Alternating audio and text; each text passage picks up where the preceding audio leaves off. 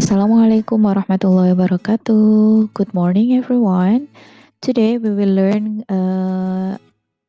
still about fashion footprints, and right now, we are moving to grammar 2 material, and it talks about how to make suggestion and giving advice about present and past action.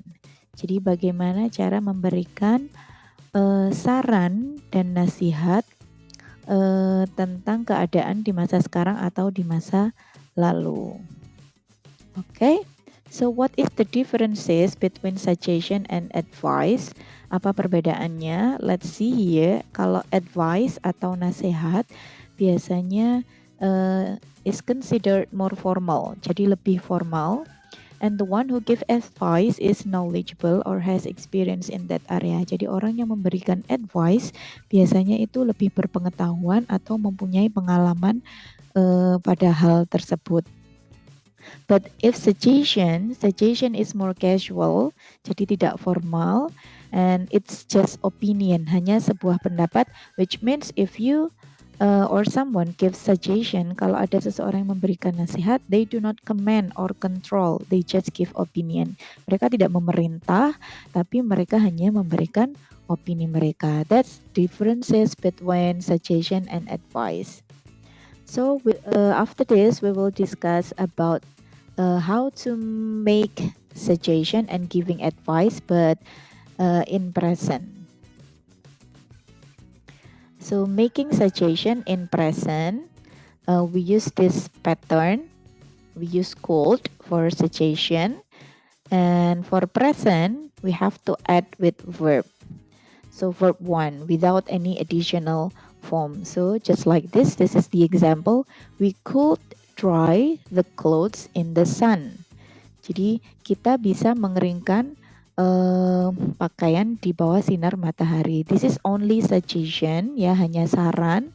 So it's not advice, it's more casual, hanya opini. So we can use could first plus verb 1, dry. And the second example, we could save on electricity. Kita bisa menghemat listrik. The third, you could reduce your footprint with a small change like this. So we use could and reduce, save and try here as verb 1 if we want to make suggestion in present time. Jadi memberikan saran atau opini to other people, tapi situasinya adalah sekarang. That's for making suggestion.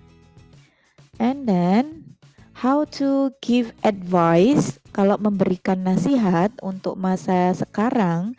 So we use should, we use should here, and then plus verb, which is verb 1. Jadi kalau mau memberikan nasihat which is more formal and we have experience about it, kita menggunakan should, tidak could. Kalau tadi could dipakai untuk suggestion yang bersifat opini saja, tapi kalau advice, saran, kita mempunyai pengalaman atau tahu di bidangnya, we use should here. This is the example. You should reduce your fashion footprints. Jadi orang yang mengungkapkan ini berarti punya pengalaman atau punya pengetahuan. You should reduce your footprints, fashion footprints. Verbnya yang digunakan adalah verb 1. The second example, you should recycle your clothes. Jadi should and then verb 1.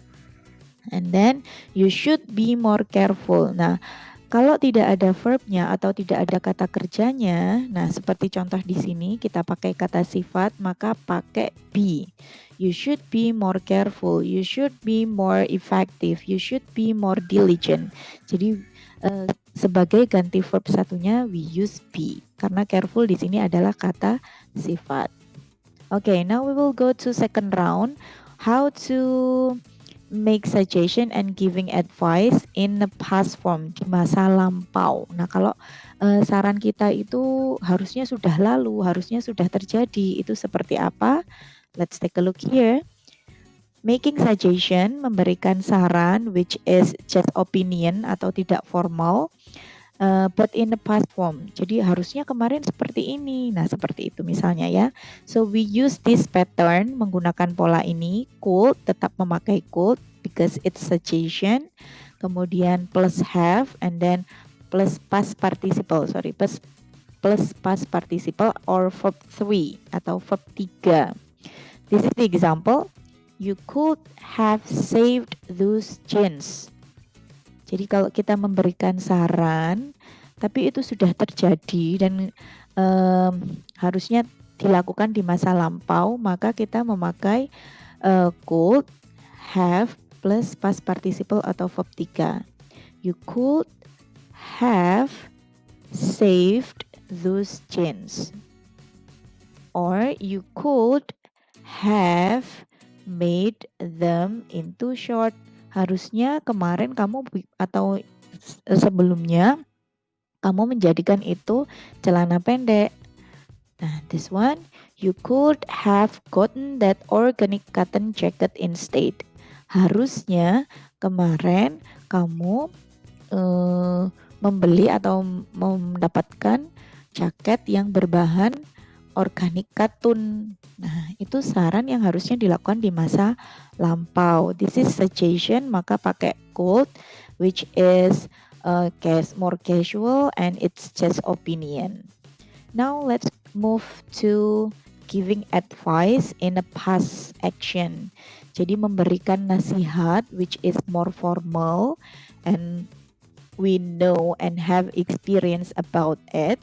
So we use this pattern should, have, because it happens in the past. Jadi yang kalimatnya menggunakan past action terjadi di masa lampau, kita harus pakai have and then past participle or verb 3.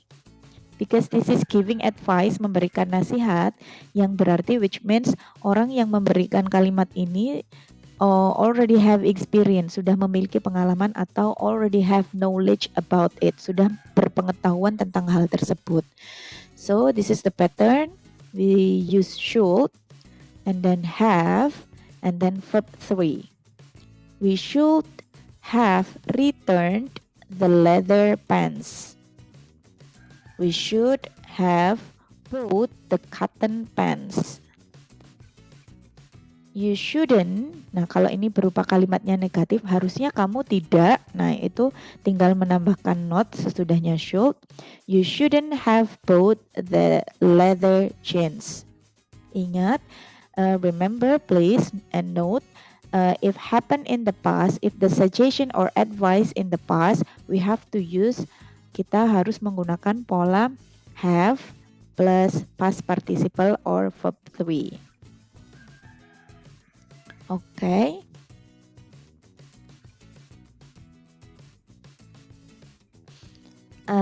I think that's all for my explanation about how to make suggestion and giving advice. After this, let's practice into our quizzes and be careful. So think it carefully. Thank you. See you. Assalamualaikum warahmatullahi wabarakatuh.